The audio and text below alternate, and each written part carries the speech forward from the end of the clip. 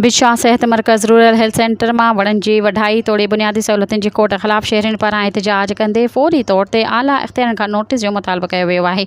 शहरिन तोड़े सियासी समाजी अगवान ग़ुलाम कादिर, प्यारो खान मुरड़ो, सुमार मीर जत ऐं ॿियनि दाहिंद चयो त बिशाह जे सेहत मर्कज़ में 1 दर्जन खां वधीक वण वढाए मरीज़न जे वाटसन जे वेहण जी सहूलत भी ख़त्म कई वई आहे। रूरल हेल्थ सेंटर में पीअण जो साफ़ पानी, मिठो पानी भी मौजूद न आहे। आरओ प्लांट भी ख़राब पियल आहे।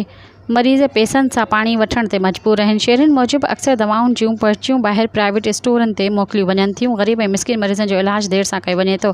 सिफारिशी कल्चर जो आज़ार वधी वियो आहे। ग़रीब मरीज़ सॼो ॾींहुं इंतज़ार कंदा आहिनि। इंतज़ामिया जो भी मरीज़ उन्हनि सां सुठो रवैयो न आहे।